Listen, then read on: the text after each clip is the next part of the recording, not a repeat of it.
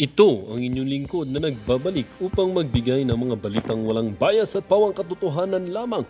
Ito ang Bayang Pinas. Ang isyong ito ay naging usap-usapan sa buong bansa at iba't ibang social media platforms.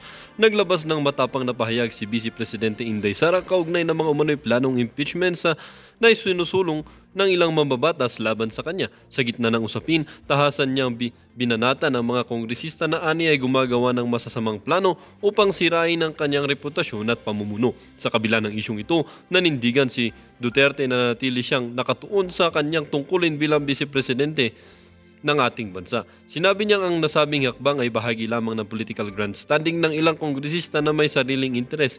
Iginit din niya na hindi siya natatakot sa banta ng impeachment at hinamon ng mga mambabatas na gawing patas ang proseso kung itutuloy nila ang hakbang. Samantala, ilang kritiko ang nagsasabing ang usaping impeachment ay nakaugat sa controversial na confidential fund ng OVP, habang ang iba naman ay naniniwalang ito'y political na pag-atake laban kay Vice Presidente Inday Sara. Sa kabila nito, patuloy na ipinapakita ng Vice Presidente ang kanyang determinasyon sa harap ng mga hamon. Ang mga mainit na sigalot na ito ay nagdulot ng magkakaibang reaksyon mula sa publiko, habang may mga sumusuporta kay Duterte sa pagsasabing siya ay biktima ng maling akusasyon. May mga nagsusulong din ng masusing investigasyon upang tiyakin ang pananagutan ng mga nasa posisyon. Sa kasalukuyan, nanatiling isang maselang usapin ang impeachment na ito na huling nagbibigay liwanag sa kalagayan ng politika sa bansa, isang hamon at sa transparency, accountability at integridad ng mga opisyal ng gobyerno. Well, para nga sa kabuang detalye at impormasyon ay panoorin na lamang ang buong video, at salamat na rin sa ating mga solid viewers sa walang sawang pagsuporta. At kung bago ka pa lamang sa ating channel ay syempre huwag kakalimutan mag-subscribe, pindutin ang notification bell at piliin na rin ang all upang lagi kang maging updated sa mga balitang bago, totoo at walang bias dito sa channel ng Bayan, ang Bayang Pinas. Huwag din pong kakalimutang mag-iwan ng like at i-share ang ating mga videos.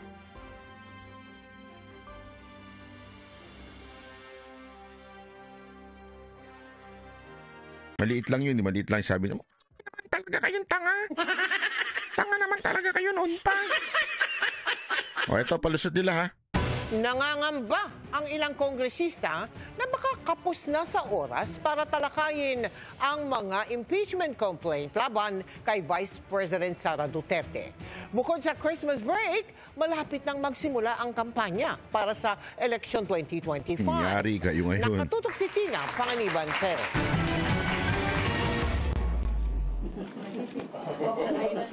Sa isang mensahe, sinabi ni House Secretary General Reginald Velasquez. Napapasubo itong Secretary General no? Shit, nautusan lang to magsalita eh. Gurado ni Romualdez. Ang posibleng paghahain ng ikatlong impeachment complaint laban kay Vice President Sara Duterte. Bagamat di niya tinukoy, sabi ni Velasco, ang posibleng maghain ay isang religious group. Pero ngayon pa lang, nangangamba na ang ilang kongresista na baka kapos na sa oras para sa impeachment. Sa Miyerkules ng susunod na linggo, idaraos ang huling sesyon ng Kamara bago ang kanilang Christmas break. At matapos ang ilang buwan, magsisimula na rin ang kampanya para sa eleksyon 2025. Kaya tanong ng ilang kongresista, may panahon pa ba para sa impeachment? I agree with some of my colleagues position na medyo kukulangan ng oras. Remember, yung practicality nung time kasi, December ngayon. Ang concern ko talaga is yung time. Kung possible pa because of the time. Diba? We have to face reality. By next year, come February, national campaign na. Ayan na po yung palusot ni Chua ngayon. Ay nako. Ayan na po ang palusot nila ngayon. Wala na kasi campaign eh. Wala na kasing oras. Hindi nyo naisip yan nun? Ano yung pinagagagawa nyo? Wala nang oras eh. So ibig sabihin, aabutin na daw sila ng change of... kasi mag-change ng ng house yung mga bagong boboto, bagong mananalo. So yun na yung papalit. So sila, wag kang mag-alala, hindi mo na abutan. Congressman Chua, hindi mo na abutan. Yung pinaplano ninyo, hindi mo na abutan. Sigurado ako hindi ka na mahahalal sa susunod. District 3, iboboto nyo pa ba ito? Ewan ko sa inyo, pag ibinoto nyo na po pa ito, tanga na ninyo. Hindi, sorry mga taga Maynila, pag ito ibinoto ninyo, tandaan ninyo, sa susunod na, malay nyo, mapalitan na leadership, wala na kayong budget na Tsaka, pambihira, may nangyari po ba sa distrito ninyo nung binoto nyo ito? Asa na yung project supposedly? Meron bang project na naganap sa inyo? O baka naman binibigyan lang yung mga barangay captain ninyo. Yung project, may nagawa ba ho sa inyo ito? Mantakin mo, nagbida-bida ito sa kamera. Ibig sabihin, sigurado tayo may mga budget ito na project allotment na galing sa kanilang speaker, di ba? Asa na yun? Meron ba? May nakita ba kayo na bagong naitayo dyan, si Chua? Kung wala, ang tanga ninyo kay boboto nyo pa uli ito, ha? Ibig sabihin, alam na this. By March, local campaign. Sa ngayon, hawak pa rin ng Secretary General ng Kamara ang 2 impeachment complaint na inihain laban sa bise. Panawagan ng Makabayan Bloc na nag-endorso at nangangalap ng pirma para sa pangalawang impeachment complaint, bigyan ng pagkakataon ang impeachment. Panawagan natin, Mr. Chair, na i-honor ang pagkilos ng mamamayan. Yan, yari kayo ngayon. Ha? Dahil nagtiwala po kayo dito sa aling to, alam mo naman tong alin to, mga traidor ito, mga ito Siguro inaasahan ninyo, sandali, easy lang, wag naman tayo masyadong kaagad dito sa impeachment na ito. Bigla naman kayo gusto nyo na mag-impeachment. Sandali lang, ang plano lang namin siraan lang si VP Sara Duterte. Paano na yan? Kailangan namin ng boto. Di ba? Yari kayo ngayon. Ng People's Impeachment Complaint, ang Vice Presidente ay nananatili sa pwesto, mananatiling may hawak sa public funds. Kung hindi natin tatangnan ang ating tungkulin to impeach official like Vice President. Alam niyo ba kung bakit galit na galit ito mga ito? Ha? Kasi nga po mga kababayan, ito mga kabayan Black, matagal na kung gustong matanggal ni BP Sara Duterte ito sa Kamara kasi naniniwala si BP Sara Duterte na dito nang gagaling ang pondo ng kanilang grupo. Alam naman natin kung ano yung grupo nila, di ba? Alam po natin kung saan nadadala yan. So ibig sabihin po mga kababayan, kaya galit na galit, matagal na kong galit na galit si BP Sara Duterte. Mayor pa lang po siya ng Davao, galit na ito sa grupo na mga sumusuporta doon sa mga mga rebelde nila doon sa Davao. Kaya ngayon, bumabawi ito mga ito.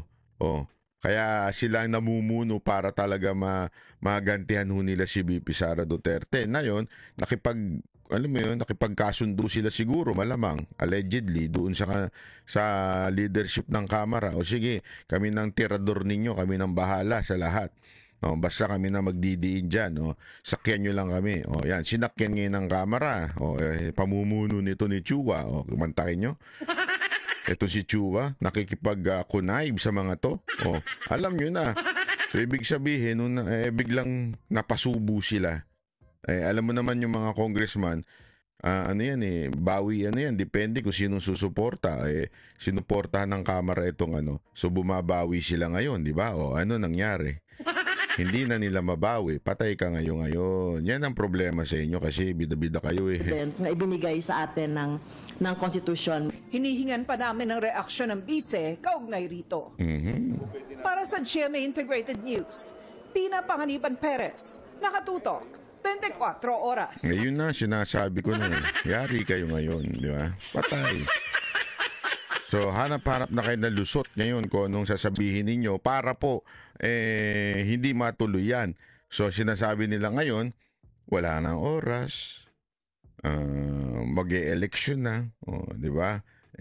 Yari kayo ngayon. Patay talaga kayo. Pahiya kayo ngayon. Yan ang nangyayari sa inyo dahil sa mali ang motibo ninyo.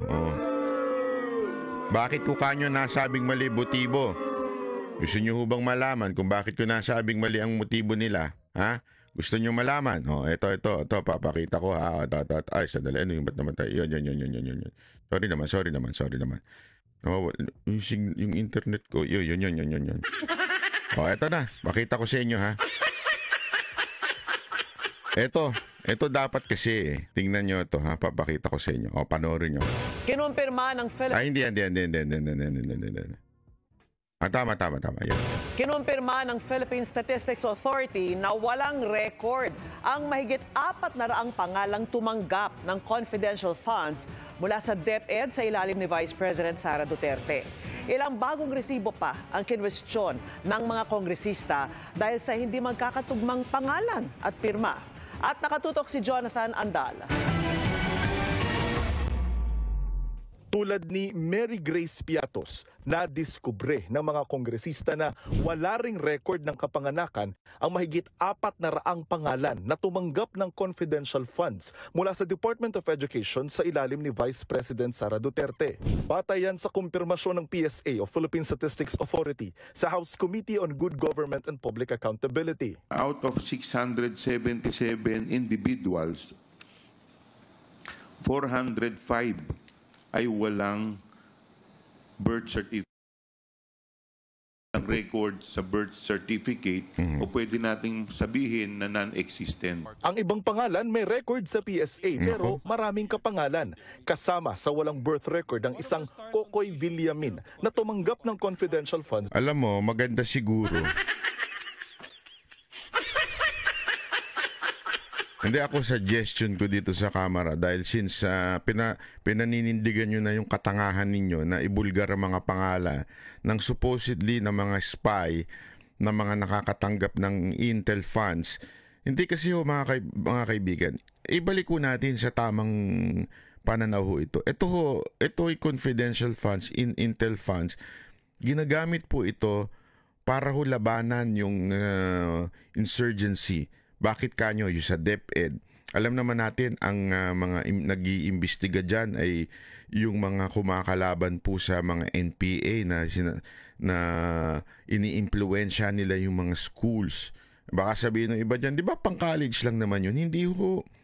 Tandaan ninyo may mga schools na penetrate na ho nila since mula sa pagka-elementary, penetrate na ho nila yung mga schools. Kaya nga, di ba may mga school na pinasara dahil itong school na to pinamumunuan ng mga NPA. Yan, ganyan nung katindi itong mga animal na ho na ito. So, ibig ko lamang pong sabihin, kailangan po ng mga spy dyan, kailangan po ng intel funds dyan, confidential funds. Ibig sabihin, yung mga hindi mabubulgar na budget na inilalabas. Kasi in the first place, kung wala pala naman pala kayong tiwala, di sana hindi nyo nalang ibinigay yan. The confidential funds is like saying, eto ang budget nyo.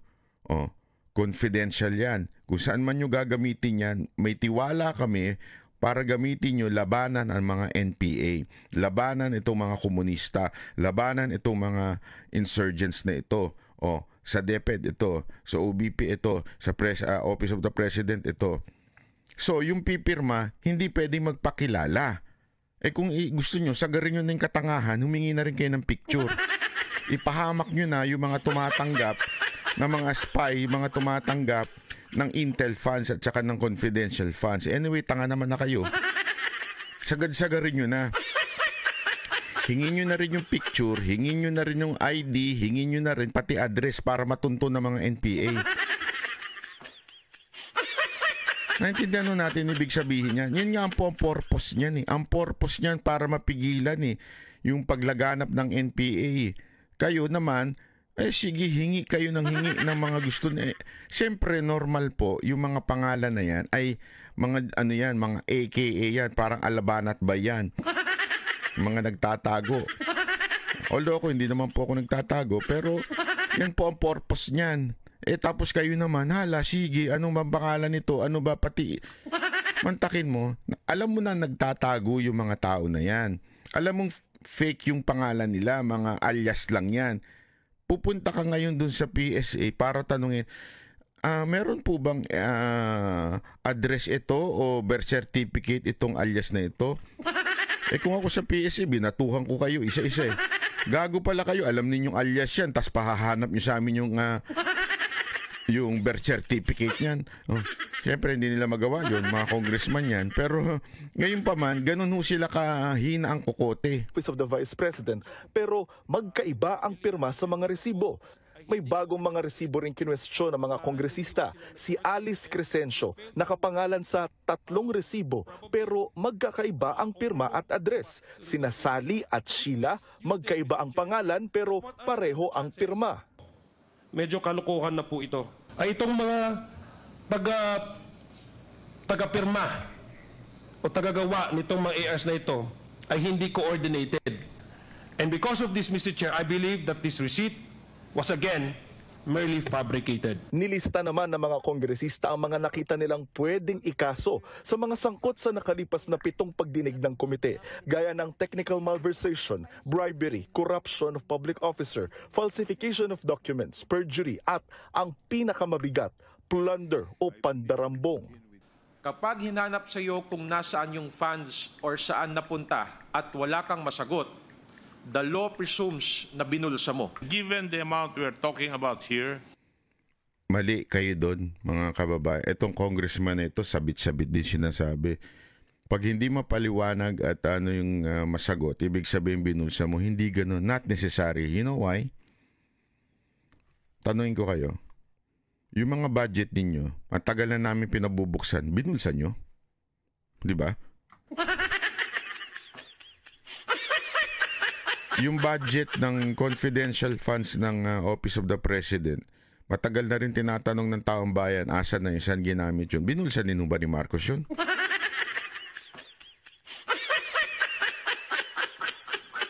It's not necessary. Especially pagka confidential funds. Hindi mo nga dapat, kaya bira kayo, para kayong tangay. Noon pa, panahon pa lang ni Kopong-Kopong may confidential funds na. Ngayon lang ninyo binusisi ang confidential funds. You know why?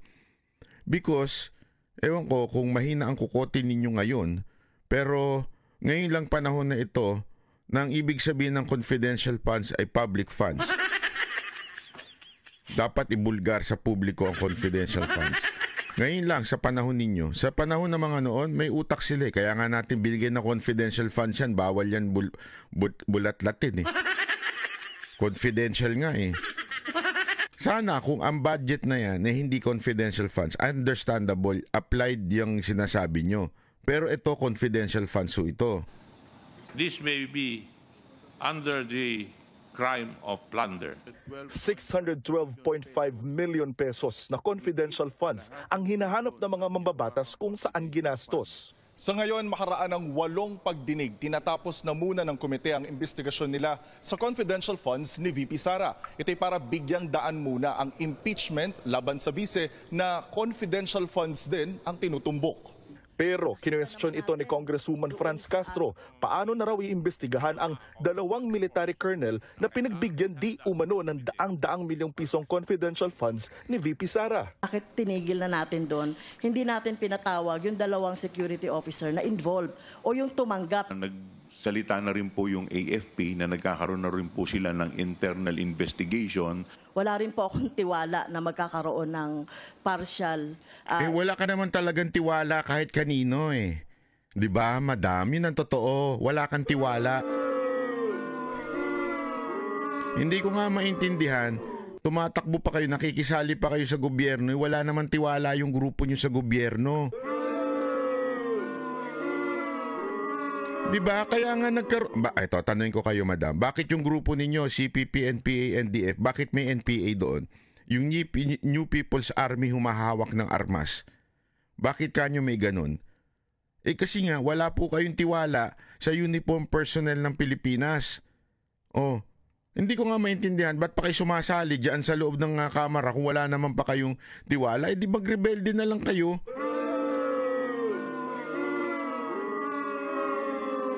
Ang hindi ko lang maintindihan, etong kamera, dapat hindi na pinapayagan itong mga grupo na ito eh. Investigation patungo doon dahil alam naman natin, tauhan nila yung involved. Sinusubukan pa naming makuha ang panig ng BISE at ng AFP. Para sa GMA Integrated News, Jonathan Andal, nakatutok, 24 oras. Kita ninyo? Diyan pala lumalabas na wala naman talaga kaming tiwala. Tingnan ninyo ha, tingnan ninyo mga kababayan, napakalinaw ho nito ha, napakalinaw. Mantakin mo, ha? Nung dumating na ang reporting sa AFP, ibig sabihin umabot na, binigay yung confidential funds sa dalawang kernel o dalawang AFP member. Ibig sabihin, Army. Ibig sabihin, Armed Forces of the Philippines, not Army, Armed Forces of the Philippines. Dumating na yung confidential funds. Biglang tumigil ang kamera. Sabi, sandali, sila na bahala dyan. Kasi sa AFP yan eh. So, kita nyo na. And that's the very purpose of confidential funds. Diba? Tingnan nyo ha. Ang simple-simple, ang tagal ng sinabi ng Chief of Staff ni BP Sara Duterte at saka nung nag-o-audit sa kanila, Sir, mga ma'am, dito po namin, Your Honor, Mr. Chair, binibigay sa kernel na ito, dito sa AFP member na ito, yung confidential funds kasi gagamitin nila yon. Ano ginawa nila? 'Di ba? Yung isang ali doon, ginipit nila. Bakit hindi ikaw? Bakit hindi ikaw? Bakit hindi ikaw? Hanggang na-contempt na siya. Pero nung eventually, nahimasmasan to mga animal na mga congressman na ito, di ba? O ito, sa AFP pala, wag na nating galawin niya kasi confidential yan. Gago pala kayo talaga.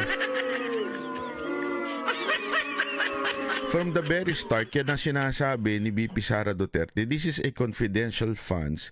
Hindi ko ibubulgar o isisiwalat yung mga spy na, tignan ninyo ha, sino humawak? Army din. Ibig sabihin, AFP din. Diba? Mga sundalo din ang humawak nung pera na yun. Doon din pinagkatiwala. Diba? Doon nga lang, sa ilalim ng Office of the Vice President. Ibig sabihin, hindi ito hinawakan ng sibilyan para gastusin sa sarili nilang pangangailangan o sa sarili nilang interes. Ibinigay din pala doon sa mga kernel na yun na kung saan meron silang mga unit doon na pumupugsa dito sa mga rebelde na ito. Tapos biglang sasabihin ngayon ng kamera, sila na hong bahala dyan. May tiwala na ho kami dyan. Tanga pala talaga kayo.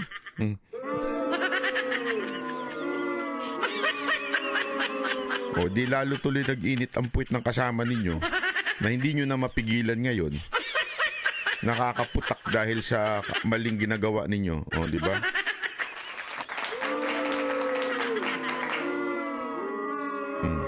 Pahiya kayo ngayon. Hindi nyo napansin. Napahiya kayo ngayon sa ginagawa ninyo.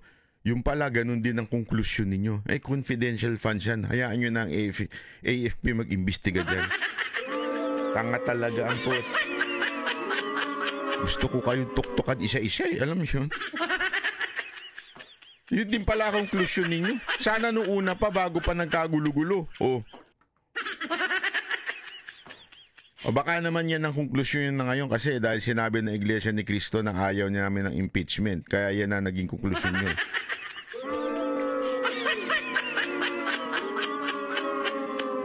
Ay nako. Anyway, ganyan ho talaga ang ating mga mambabatas. Wala ho talaga sa hulog. Buti na lang at itong ating Vice Presidente hindi bumigay. Yan ang importante. Kasi kahit anong pressure sa kanila, bakit ko sasabihin? In the law, confidential funds, sabi nga, Nino, mismo yung mga hindi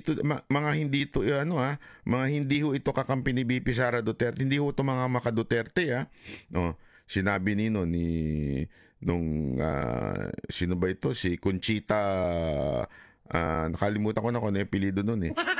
Basta isang ombudsman, dalawang ombudsman, yung present at saka yung past ombudsman, at kahit po yung nasa COA na si Rowena Guanzon sinasabi, kang confidential funds, wala talaga resibo yan. Confidential nga yan eh. Yun ang pinakapunot dulo na sinasabi nila. Hindi dapat yan inuungkat dahil confidential funds yan. By definition, hindi dapat yan pinakikialaman, hindi dapat yan pinag-uusapan. Kaya nga hindi pinag-uusapan ng pinakamalaking confidential funds eh. Alam nyo kung saan yun? Office of the Office of the President. 4.5 billion ang mahigit kumulang na kung hindi ako nagkakamali na confidential funds po ng Office of the President. Ayan sandali, ayan Pinakamalaki sa kasaysayan ang nagastos. Ito, papakita ko lang para mabilis. Ito, sorry. Pinakamalaki sa kasaysayan ang nagastos ng gobyerno noong 2023 para sa confidential at intelligence Fund ayon sa Commission on Audit. Umabot yan sa mahigit 10 bilyong piso. Kung ano-anong ahensya ang nabigyan ng pondo, hinimay sa pagtutok ni Maki Pulido. Para sa taong 2023, mahigit 10 billion pesos ang naging confidential and intelligence expenses ng gobyerno. Base sa datos ng COA, ito ang unang pagkakataon sa kasaysayan na lumampas sa 10 billion pesos ang nagastos na confidential and intelligence funds. Sa halagang mahigit 10 billion pesos, higit 4.4 billion pesos ang confidential expenses, habang mahigit 6 billion pesos ang intelligence expenses. Sa confidential expenses, pinakamalaki ang Office of the President sa higit 2.2 billion pesos. 375 million pesos naman ang confidential expenses ng Office of the Vice President. Pero meron ding ginastos na confidential funds ang ibang opisina at ahensya ng ehekutibo. 522 million pesos ang ginastos ng Office of the Secretary of 5 billion pesos na billion pesos ang confidential expenses, habang mahigit 6 billion pesos ang intelligence expenses. Sa confidential expenses, pinakamalaki ang Office of the President sa higit 2.2 billion pesos. Confidential. Wala pa intelligence funds. 375 million pesos naman ang confidential expenses ng Office of Department of Justice Executive Offices, umabot ng halos 800 million. Ayan, kita nyo. Ayan, ang laki, di ba? So, ibig lamang po sabihin, mga kababayan, hindi naman natin sinasabing, hindi ako nagsasabi na, hindi dapat binigyan ng Office of the President ng confidential funds. Hindi ho. Dapat pa rin bigyan. Kasi iyan na ginagamit for national security. Alam naman po natin yan. Dapat Office of the President, Office of the Vice President, siyempre AFP o DepEd, importante din po yan. Kasi sila ho yung pinapasukan ng mga lintik na mga terorista, di ba? Kaya nga dapat yan ho'y talagang hindi natin binibusisi. Unless maging bawal na ho yan sa ating konstitusyon. Maging bawal na po yan sa ating batas. Wala nang confidential funds hanggang hayaan na natin mamalagi ito mga demonyong terorista na ito. Unless ganun ang gusto ninyo. Pwede rin naman. Pero hanggang meron yan sa batas natin, hindi dapat pinakikialaman yan. Wala mga tarantado ito, mga ilang mambabatas natin Diba? Buti na lang talaga si VP Sara Duterte, hindi niya nilalaglag yung AFP. Yung mga totoong pangalan ng mga pinagbigyan ng laban dito sa insurgents na ito. Ganun yung ating. Kaya nga wini-welcome niya itong impeachment panoorin. Para kay Vice President Sara Duterte, mabuti na rin at naihain na ang 2 impeachment complaint laban sa kanya para masagot na raw niya ang mga inaakusa sa kanya. Sa ganitong paraan, hindi na rin daw madadamay pa ang kanyang mga tauhan. Sinagot din niya kung makakapunta sa susunod na investigasyon ng NBI sa pagtutok ni Argil Relator ng GMA Regional TV. I welcome that finally na-file na yung impeachment case na sinasabi nilang i-file nila since last year pa. Yan ang reaksyon ni Vice President Sara Duterte matapos ang paghain ng 2 impeachment complaint laban sa kanya sa Kamara. So, okay din yung impeachment case dahil ako lang yung ang tinitira nun, ako lang ang iniimbestigahan nun, ako lang ang inaatake ng impeachment case. Hindi nakasali yung mga kasamahan ko sa Office of the Vice President and yung mga dati kong kasama sa Department of Education. Masagot na ng final kung... Yan naman po ang motibo ni VP Sara Duterte. Masyado lang niyang kasing pinotektahan at mahal yung kanya mga kagrupo. Sa kanya, paulit-ulit niya sinasabi, sanay na siya sa pambabash, sanay na sila sa pamumulitika. Since bata pa lang sila, alam na ho nila yung ganyang klaseng diskarte ng mga politiko. Sanay na ho sila sa mga nagbabalimbingang mga politiko. Sanay na ho sila. Ang kanya, yung mga tauhan niya, spare them. Akin ito Diba? Same thing na sinasabi ng kanyang tatay, akin ito. Yun na nga, kaya nga sabi niya, mas okay na ito. At least nandun na sa impeachment, ako na ngayon ang pinaka uusigin. Okay yan sa akin. Walang problema yan. Ano yung mga inaakusa nila sa akin? Kasama sa grounds ng impeachment complaint ang kinukwestyong paggamit ng confidential funds ng Office of the Vice President at ng DepEd. Pati na ang mga sinasabing naging banta ni VP Sara laban kay Pangulong Marcos, First Lady Liza Marcos at House Speaker Martin Romualdez. Ang paghain ng reklamo itinuloy sa kabila ng nauna ng pahayag ni Pangulong Marcos laban dyan. Bagay na sinang-ayunan ng Iglesia ni Cristo na nagkakasa ng isang pagkilos kontra sa impeachment. Naiintindihan ko yon na gusto ng INC ng kapayapaan sa ating bansa dahil alam nila kapag merong kapayapaan, susunod din yung kaunlaran ng ating bansa. Kaya naiintindihan ko yung pagsuporta nila sa opisina ng ating Pangulo, sa opisina ng Office of the Vice President kasi yun din naman ang gusto ng lahat. Grabe din yung pagsalita ni VP Sara Duterte. No? Nagpapasalamat siya sa pagsuporta ng INC sa opisina. Hindi isa kanya. Diba? Ang ganda nun eh. Ang ganda nung bitaw na yun eh. Opisina ng Vice of the President. Kasi hindi mo tinitingnan yun as a support to the person but to the office. Diba? Yan o. Pati nga sabi niya, ulitin natin ha. Opisina ng ating Pangulo, sa opisina ng Office of the Vice President kasi yun din naman ang gusto ng lahat ng mga kababayan natin na merong kapayapaan at merong tuloy. Hindi lahat. Madam, I'm sorry, I beg to disagree. Hindi ho lahat. Yung mga komunista sa Kamara, ayaw nila ng kapayapaan. Gusto nila yung pananakot ng mga kasamahan nila. Tuloy na kaunlaran sa ating bansa.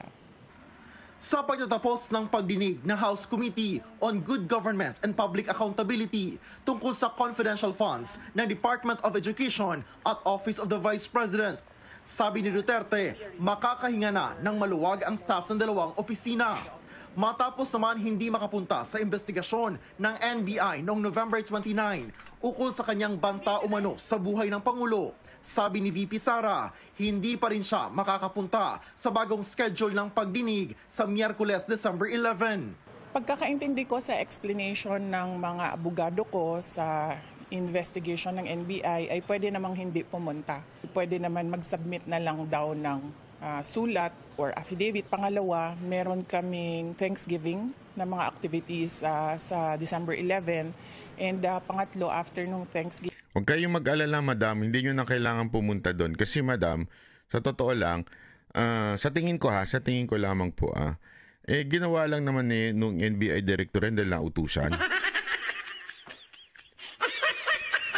Tsaka tama po kayo na sa tingin ko, sa tama yung abogado ninyo, pwede naman kayo mag-submit na lang ng inyong affidavit or sa totoo lang, since nandiyan na pumasok na ho yung impeachment, I think the impeachment is the proper forum o yung impeachment case o yung pagsasampa niya na yun na yung tamang gawa o yung protocol, yung due process. Yan na ho yung pinakatamang due process eh. Magsampa sila impeachment, imbestigahan ngayon, di ba?